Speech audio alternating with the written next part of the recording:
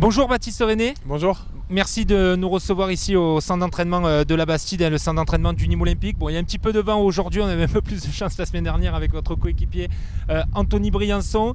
Baptiste, la première question qu'on voulait vous poser, c'est que s'est-il passé dimanche pour les Crocos? Après, on était resté sur une très belle performance à Lille et là plutôt un non-match face à Saint-Etienne. Comment on peut expliquer un petit peu cette performance difficile?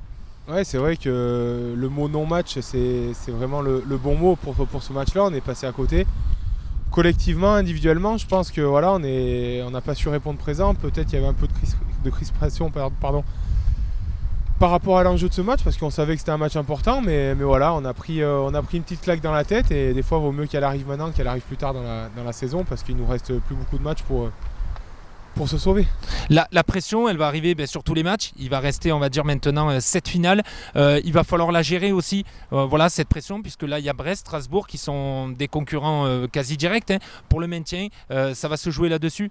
Ouais, c'est vrai que ça va se jouer là-dessus. On a nos 2 prochains matchs, comme vous l'avez dit, c'est des concurrents au maintien, et il va falloir répondre présent. Il va falloir oublier cette prestation de Saint-Etienne qui n'a pas été bonne pour repartir de l'avant et repartir sur une spirale et une dynamique positive. Est-ce que cette trêve internationale vous a un petit peu coupé les jambes, coupé l'élan de cette très belle performance de Lille? C'est possible aussi, mais je ne pense pas que ça soit uniquement dû à ça. Voilà, ça a été vraiment une question de... C'est dans la tête, je pense que ça a pioché.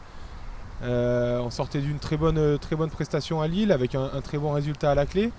Et cette victoire aurait dû nous donner encore un regain de confiance supplémentaire, mais malheureusement on est passé à travers contre Saint-Étienne. Maintenant, voilà, faut laisser ce match derrière nous et aller de l'avant. Alors c'est compliqué cette saison à domicile. Vous étiez resté sur cette terrible série de 8 défaites. Là vous étiez sur une bonne série, 3 victoires et des nuls. On a l'impression qu'à domicile ça a l'air plus compliqué, même s'il n'y a pas le public. C'est lié aussi à cette pression peut-être que vous mettez plus qu'à l'extérieur? En fait, dos au mur, à chaque fois on arrive à répondre présent. On l'a vu sur les matchs cette année où il y a le match à Reims, il y a le match à Lyon où forcément quand tu vas chez un gros, tu as peur de prendre une branlée. À Lille c'est pareil, et lorsqu'on est au dos au mur, on arrive à répondre présent. Donc là, on a subi cette défaite contre Saint-Etienne dimanche. On peut dire qu'on est dos au mur, donc il va falloir mettre les mêmes ingrédients qu'on a mis dans les matchs à l'extérieur jusqu'à présent pour espérer rivaliser avec Brest. Oui, il ne faudra pas attendre d'affronter Rennes et Lyon dans les 2 dernières journées. Non, c'est vrai qu'en plus, c'est 2 équipes qui vont jouer l'Europe. Donc voilà, ils vont avoir à cœur aussi de prendre des points. Donc nous, c'est à nous de prendre le maximum de points avant ces 2 dernières journées. Bon Baptiste, vous êtes un petit peu superstitieux, enfin vous l'y étiez un peu plus avant et ça continue un petit peu aussi. Vous avez connu 2 relégations déjà, votre première année en Ligue 1 avec Dijon en 2011-2012, l'année dernière avec Toulouse. Voilà, est-ce que l'adage jamais 203, est-ce qu'il va se répéter cette année? Non, j'espère pas. Après, ouais, c'est vrai qu'une relégation c'est toujours dur à vivre, notamment... ma première saison en Ligue 1 où on descend avec Dijon, c'était la première saison du club, mais malheureusement voilà, il n'y a pas eu le maintien à la clé, donc ça a été dur mentalement. Et l'année dernière avec Toulouse aussi ça a été dur parce que c'était une saison sans où voilà, on n'arrivait pas à enchaîner les bonnes prestations, on a perdu énormément de matchs et il y a eu cette coupure Covid, donc voilà, maintenant j'étais superstitieux, je le suis plus maintenant, donc cette citation j'y crois pas. Qu'est-ce qui vous donne espoir, on va dire, par rapport à ces 2 anciennes expériences, voilà, les choses qui diffèrent, qui vous donnent un peu plus d'espoir, de se dire, là, il y a quand même des choses différentes qui font croire au maintien? Je pense que c'est la cohésion qu'il y a dans l'équipe, où on sent vraiment que c'est une équipe où tout le monde s'apprécie, où tout le monde vanne tout le monde, et on passe des bons moments ensemble. Donc voilà, on ressemble un peu à une bande de copains, et c'est ce qu'on arrive à démontrer sur le terrain. On l'a vu lors du match de Lille où chacun s'est arraché l'un pour l'autre, et c'est ce qui va faire la différence. Faut qu'on reste soudés, faut qu'on reste tous ensemble, nous, le staff, le club, pour surmonter cette épreuve. Voilà. La cohésion, c'est peut-être ce qu'il a manqué par exemple à Toulouse l'année dernière? Ouais, à Toulouse ça manquait un peu de cohésion. Après, comme je l'ai déjà dit, il y avait un super groupe où il y avait une bonne entente entre tout le monde, il y avait des mecs bien, mais voilà, il manquait cette petite essentielle et ce petit truc en plus pour se surpasser lors des moments compliqués. Alors dimanche, vous jouez à Brest. Ça sera l'occasion de retrouver Romain Philippotto, qui était Nîmois en début de saison, que vous avez connu quelque temps, qui est parti après la 4e journée. On a le sentiment que son départ a quand même perturbé un petit peu l'animation offensive du Nîmes Olympique. Est-ce que vous le ressentez comme ça aussi? Non, j'irai pas jusqu'à là. Romain, c'est un très bon joueur avec beaucoup de qualité. Je l'ai connu à Dijon, je l'ai connu ici et voilà, j'ai aucun doute sur la qualité du joueur. Maintenant, il y a des joueurs qui sont là aussi, qui l'ont remplacé. Je pense notamment à l'arrivée de Niklas, qui est un très bon joueur.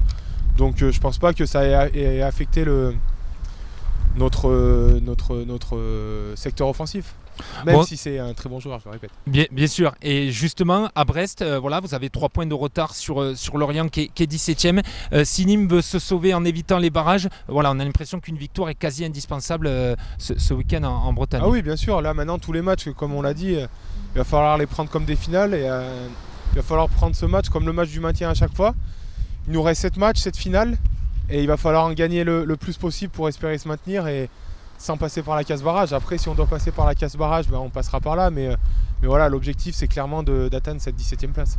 Minimum. Alors, bien sûr, d'un point de vue un peu plus personnel, Nîmes affiche la moins bonne défense du championnat. Pourtant, vous avez quand même réalisé 7 matchs sans prendre de but, 7 clean sheets. Quand on compare avec les autres gardiens, on voit qu'un Bernardoni est à 8, même Jean-Louis Leca à Lens qui est 5e est à 8, donc ça semble plutôt correct. C'est assez frustrant non, comme situation quand on est gardien. Ouais, c'est clair. Lorsqu'on rentre sur le terrain, c'est pour ne pas encaisser de but. On est tous pareils, on déteste ça. Maintenant, c'est bien beau d'avoir pas mal de clean sheets, mais j'aimerais bien en avoir encore plus. Il reste 7 matchs pour au moins atteindre la barre des 10 et voire plus. Mais voilà, on a eu une période où on encaissait beaucoup de buts, on n'arrivait pas à en faire. Et là, récemment, on a un peu augmenté notre capital clean sheet, entre guillemets, et c'est positif. Maintenant, il va falloir retrouver ce chemin-là.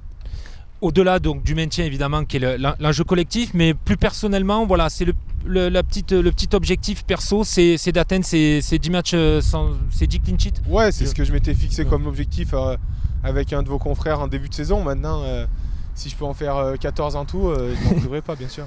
Et oui, évidemment.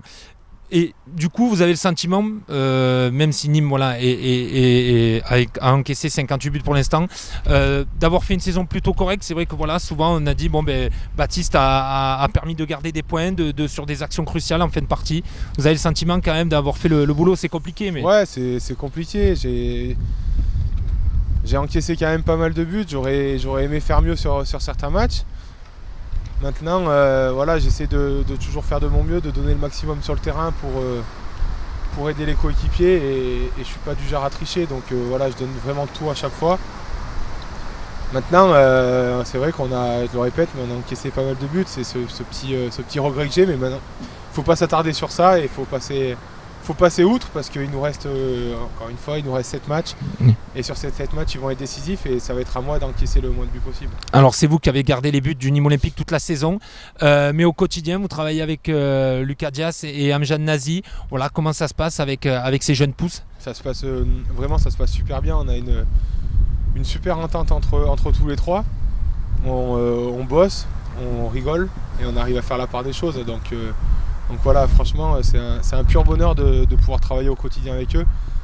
Même si Amjad Nazi, c'est un peu ma victime lors des jeux, il aime bien m'affronter, en fait, c'est son kiff de m'affronter pour me battre, mais sauf qu'il n'y arrive jamais et au final, il se retrouve toujours à laver mes chaussures à la fin de la séance. Donc c'était pour lui faire une petite dédicace. Ça fait partie de l'apprentissage. Ouais, ça fait partie de l'apprentissage. Il sait que je le sens en lui qu'il veut me battre à chaque fois, mais il n'y arrive pas encore régulièrement. Il a dû arriver 2-3 fois depuis le début de saison, mais je ne l'ai jamais lavé ses chaussures, moi. En tout cas, c'est évidemment plus sérieusement, c'est Amjad, il est un peu vu comme un grand espoir pour le Nîmes Olympique. Il n'a pas encore signé professionnel, il est en équipe de France de jeunes. Vous qui le côtoyez au quotidien, on a raison de fonder un peu ses espoirs sur lui, sur ce jeune joueur. Oui, bien sûr. Amjad, c'est un très bon gardien qui, pour son âge, qui est grand, qui a de l'envergure, qui est très bon en 1 contre 1. Après, il sait ses petits défauts qu'il doit améliorer. On en parle souvent au quotidien et il me pose souvent des questions pour savoir comment s'améliorer. Donc j'essaie d'être là au maximum pour lui. Et aussi, il ne faut pas oublier qu'il y a Lucas qui est un jeune gardien aussi et qui est pétri de qualité. qui a beaucoup de jump dans les jambes, qui a un très bon jeu au pied. Donc voilà, c'est un plaisir franchement de travailler avec eux. Oui, parce que même s'il y a Sébastien Jiménez qui est présent, voilà, vu l'écart d'âge et l'expérience que vous avez aussi un peu ce rôle de finir leur formation, quoi, de les aider avant de découvrir le jour où ils seront vraiment titulaires. Ouais, exactement. C'est ce que j'ai dit à Amjad. J'ai dit, toi, ton objectif, c'est de me passer devant. Mais par contre, tu ne passeras pas devant comme ça. Il va falloir te battre pour me passer devant. Et c'est ce qui va le pousser à se surpasser et à montrer aux entraînements qu'il est meilleur que moi. Et moi, c'est ce que j'attends d'eux, c'est qu'ils me poussent au cul pour me rendre encore meilleur. Donc c'est comme ça qu'on fonctionne entre nous. Mais voilà, c'est une concurrence qui est vraiment, vraiment, vraiment saine. Et ça, c'est un atout pour nous. Et ça se voit en tout cas quand on a l'occasion de venir aux entraînements. Pour finir cette interview, Baptiste, un mot sur votre avenir. Vous aurez 31 ans à la fin de l'année. Vous avez dépassé les 200 matchs de Ligue 1 cette saison. Si Nîmes venait à descendre, est-ce que vous aurez quand même envie de continuer l'aventure nîmoise? Vous êtes en contrat jusqu'en juin 2022, donc encore un an et demi. Est-ce que même en Ligue 2, quand on a connu autant de matchs en Ligue 1, vous serez prêt à continuer l'aventure nîmoise? Oui, bien sûr, c'est une chose qui peut arriver, mais je n'ai pas envie d'y penser maintenant parce que voilà. J'ai pas envie de parler de mon avenir sachant qu'on est dans une situation délicate. Mais en tout cas, une chose est sûre, c'est que je me plais énormément dans cette ville et dans cette région et dans ce club aussi. Donc voilà, je suis quelqu'un d'heureux et épanoui ici. Oui, votre vie à Nîmes vous plaît. Voilà, vous avez découvert aussi pas mal de choses avec les autres joueurs. Voilà, vous appréciez ce cadre de vie aussi. Ouais, franchement, je me plais beaucoup à Nîmes. Bon, même les parties de pétanque avec Anthony Briançon, ça se passe bien? Facile. Facile. Merci Baptiste en tout cas d'avoir accepté cette interview dans des conditions un petit peu compliquées. Et puis avant ce match donc important pour Nîmes dimanche à Brest. Merci Baptiste.